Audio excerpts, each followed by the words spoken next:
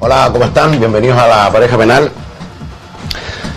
Según los estudios criminológicos, en nuestro país hay entre 17 y 20.000 personas que pueden estar en condiciones normales dentro de una cárcel. Sin embargo, se dice que hay una población de 43.000, es decir, más del doble. Por lo tanto, para hablar de el hacinamiento carcelario, tenemos como invitado a Luis Vázquez, presidente de la Asociación Nacional de Funcionarios Penitenciarios. Perfecto, la ANFUT.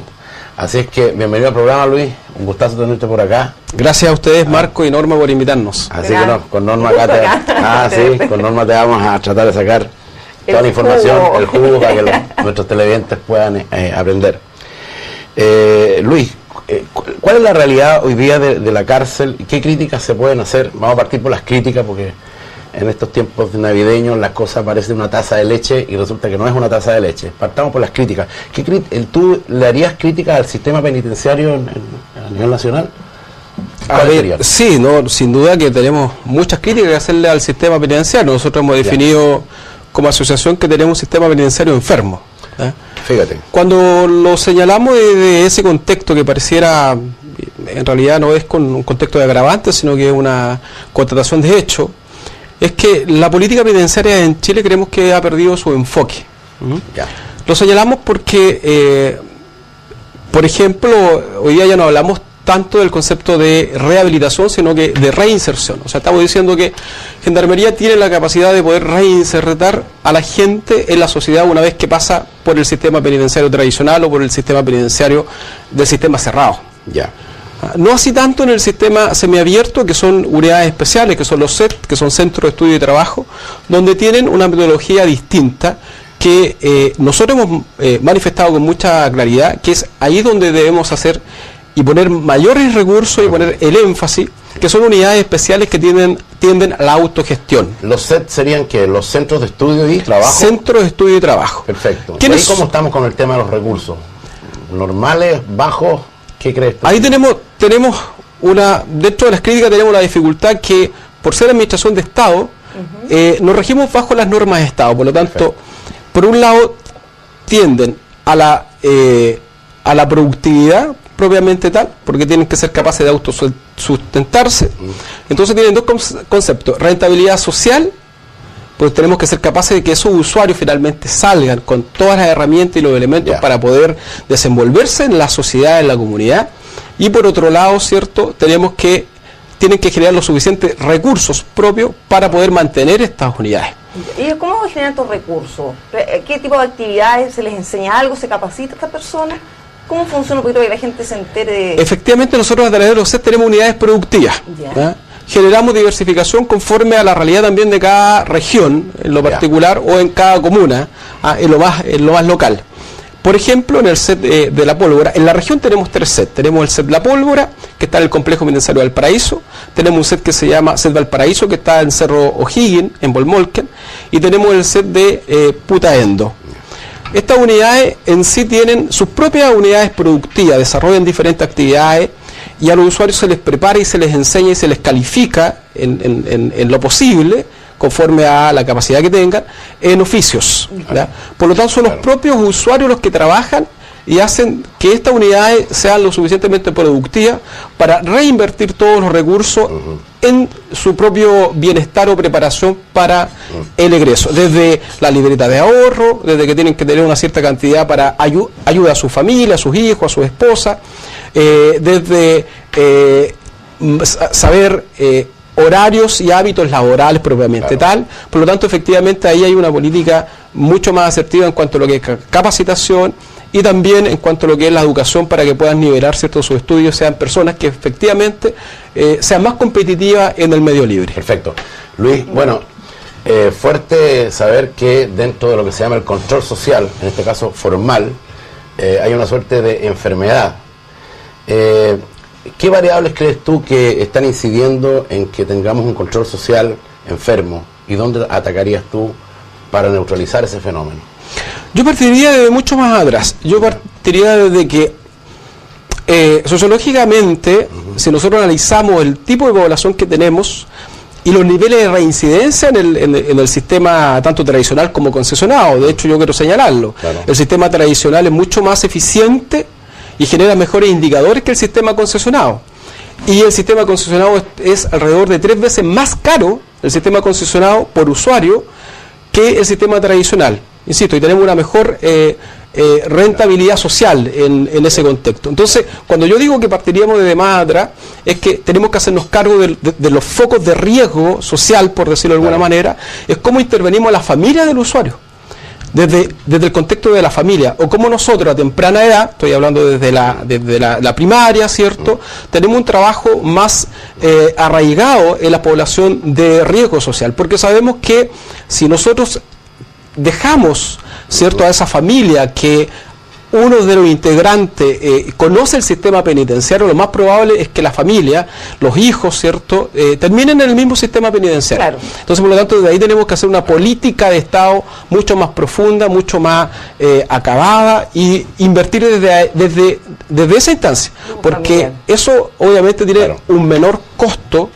desde el contexto de seguridad, un menor costo desde el punto de vista del riesgo, desde la peligrosidad, y un menor costo también en cuanto a lo que son el trabajo de intervención que deben hacer los sistemas penitenciarios. Luis, entonces tú crees que no es posible separar la política pública de asistencialismo social de lo que sería una política penitenciaria. ¿Estás de acuerdo en eso? Es que no es posible, porque la responsabilidad del Estado, yo soy sumamente claro en esto, nosotros no podemos privatizar el sistema penitenciario, porque no se puede lucrar con la población penal o con los usuarios dentro del sistema. Luis, eso es perverso. Exacto. Luis, ¿y dónde entran los privados en la concesión? ¿De qué áreas se encargan? Hasta hoy día los privados se encargan todo lo que es el tema logístico, todo el tema lo que es mantención, incluso ya están trabajando el tema de intervención. Efectivamente, hoy día, cada día se acota más el trabajo penitenciario o el rol del Estado en la seguridad. Y creemos que eso es un tremendo error. ¿Por qué? Porque al profesional, ¿cierto?, le van a pagar con indicadores de eficiencia, claro. Pero para efecto de los intereses de la empresa, del privado propiamente tal. Claro. Entonces, eso también es complicado, porque se podría fácilmente manipular los resultados. Claro.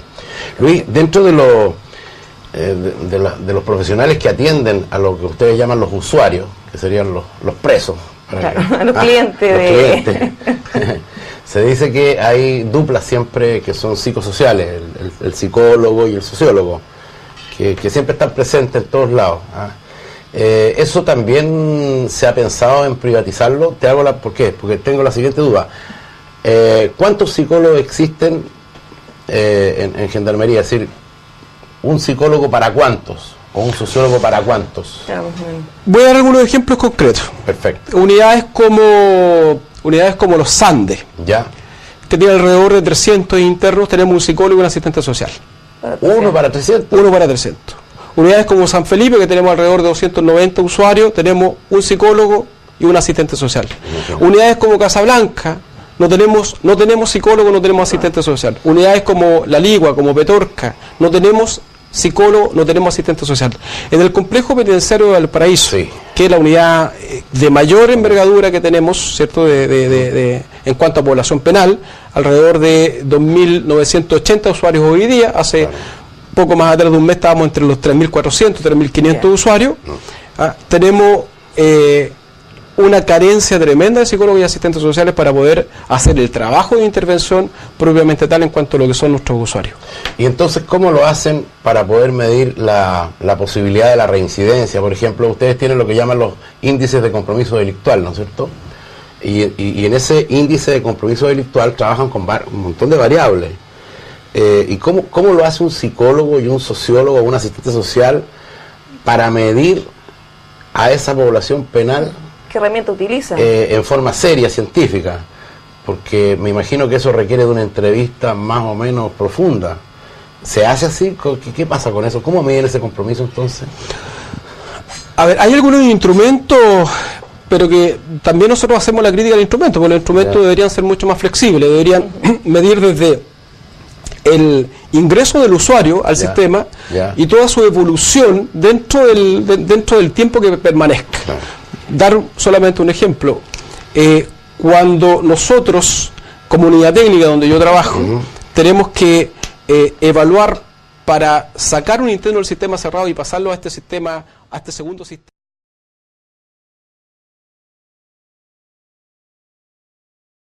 previo al ingreso, por decirlo de alguna manera, o al penitenciario, para pasarlo a un set, tenemos que evaluar, y uno de los instrumentos es la ficha efectivamente de los condenados, ¿ya?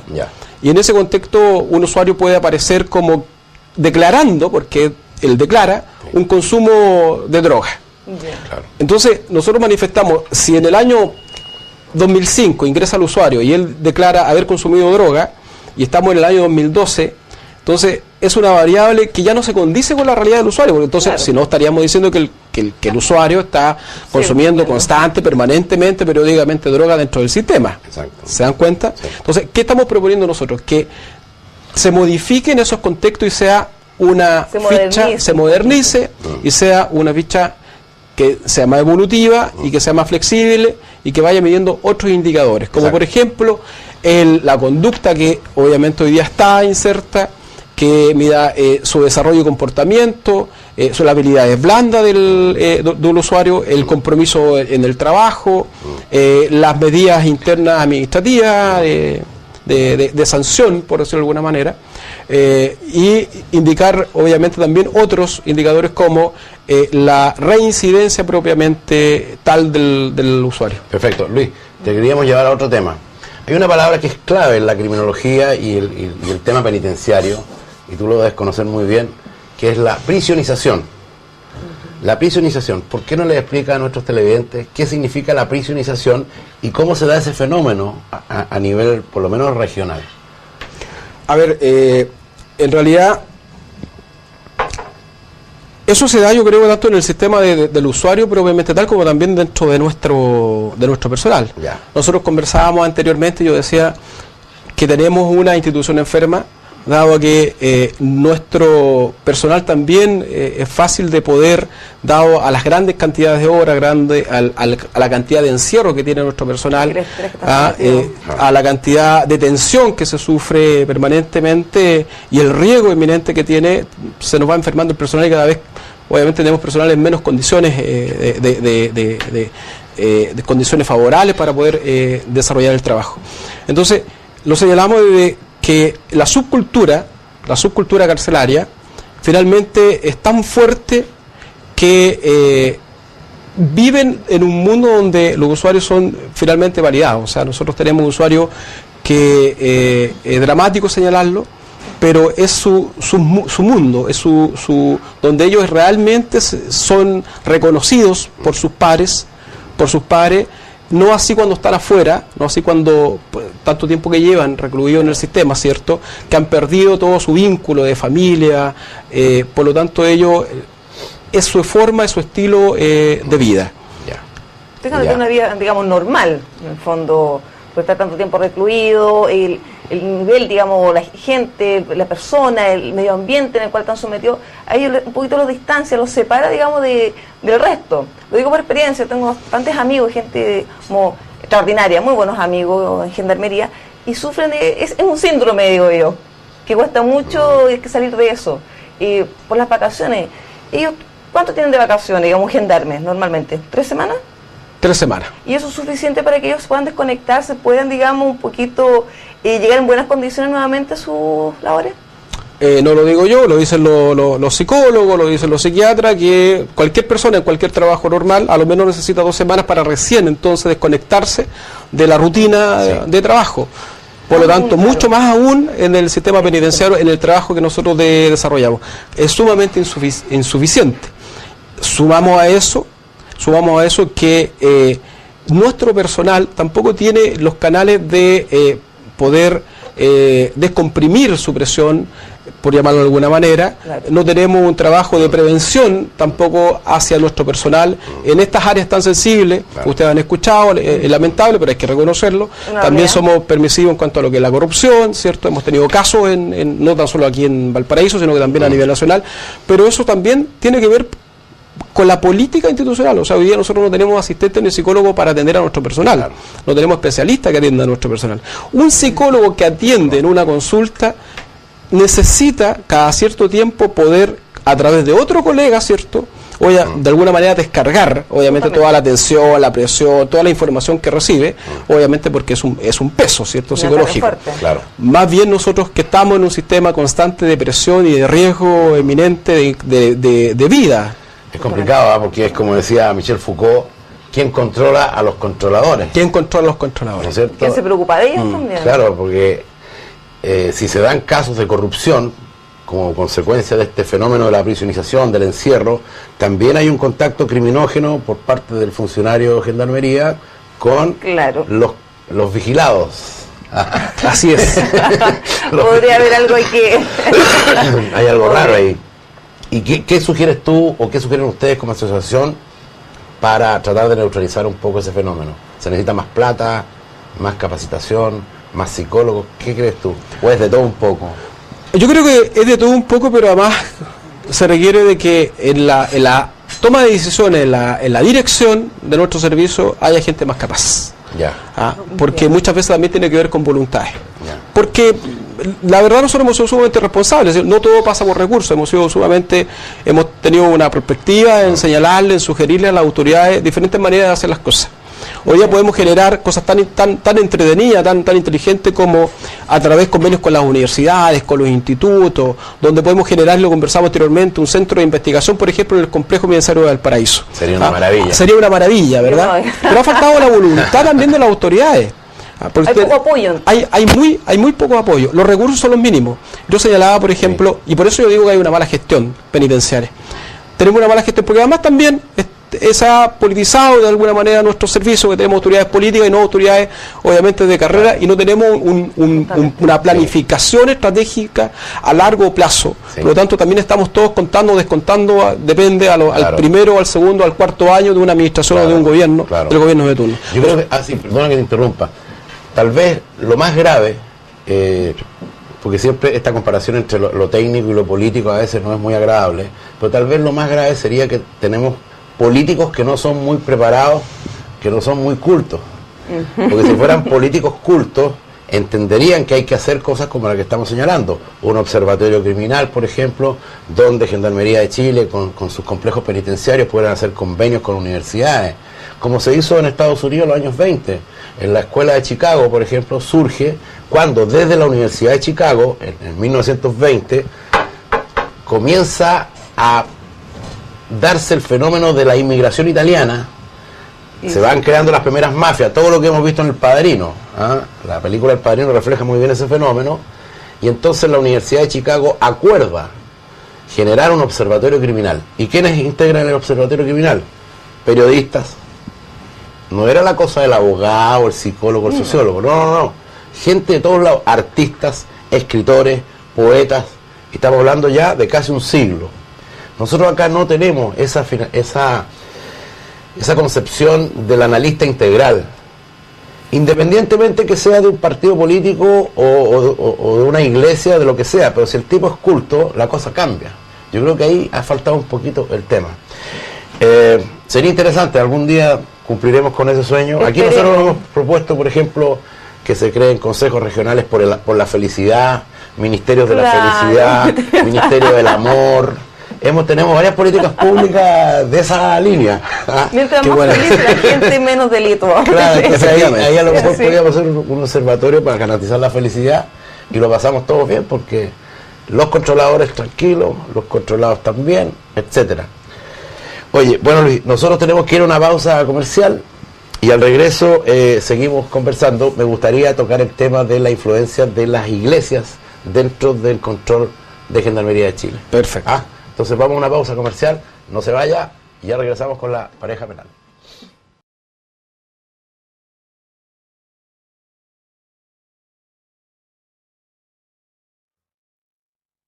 Regreso. Luis, ¿cuál es la influencia de las iglesias evangélicas, católicas, como voy a llamar los colaboradores del control social? Porque tengo entendido que algo aportan. No sé, ¿es así o no es tan así en el tema de la posibilidad de la habilitación social. Sin duda que ellos hacen un tremendo trabajo y aportan, en realidad, tanto el trabajo de la rehabilitación, incluso de la reinserción, porque además ellos tienen un trabajo ahí postpenitenciario, donde acogen a los usuarios en este contexto, y en el sistema interno del control interno propiamente tal de los establecimientos penitenciarios son un gran aporte para generar condiciones o vías, ¿cierto?, de trabajo, desde el tema de los valores, el tema, ¿cierto?, de la ética y de contención, y eso nos permite que haya menos agresividad dentro de las unidades penales. Así que hay un trabajo ahí que nosotros lo reconocemos, y de todas las iglesias. Qué interesante. Lo evangélico, que es lo más fuerte que están hoy en día. Yo lo he visto en la penitenciaría en Santiago. Creo que hay una, bueno, de hecho hay una de las calles. Allá estaba Monseñor Musier. Monseñor Musier. Claro, que es un templo, uno de, digamos. Oye, pero es interesante la historia de Monseñor Musier. Yo no me la sé, cuéntamela. ¿Te la cuento a ti o a todo el mundo? A todo el mundo, no soy egoísta. En mis tiempos en que yo ejercía más libremente la profesión, me contrata una red evangélica que trabajaba con Monseñor Musier.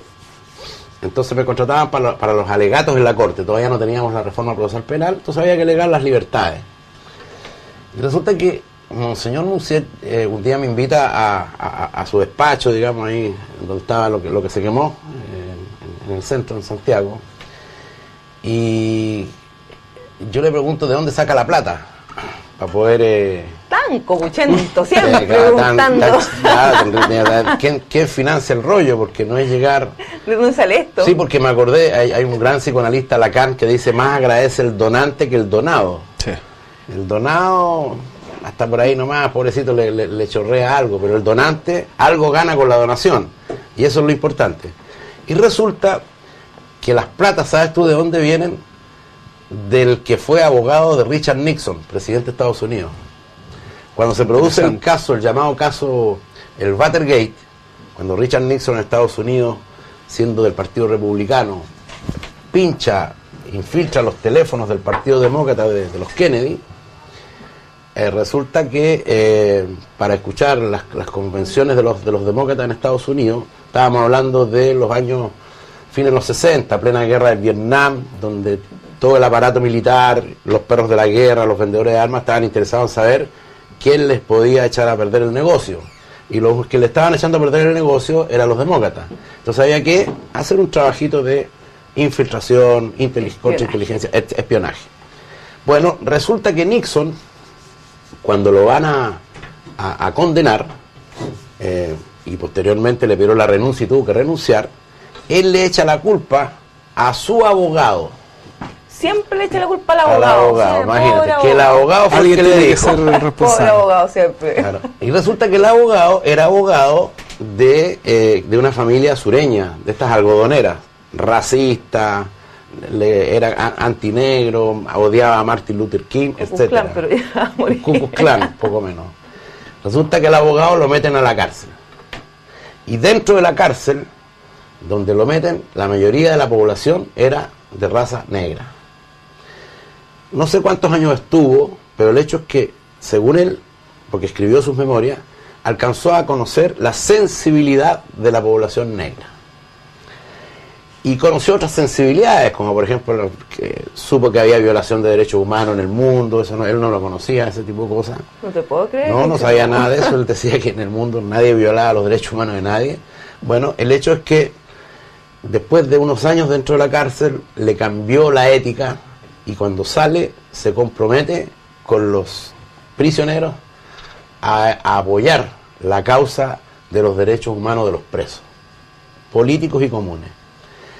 Y contacta entonces a la iglesia evangélica, y el hombre empieza a financiar, porque era multimillonario, ¿no? Y una de las personas que le empezó a llegar esa plata fue Monseñor Musier, a Chile. Llegaban platas a Brasil, se generaron estudios, modelos penitenciarios de nuevo tipo, etcétera. Y de ahí salían las platas para financiar eso. Interesante, ¿no? Interesante. Como decía Nietzsche, a veces el bien supone la existencia del mal.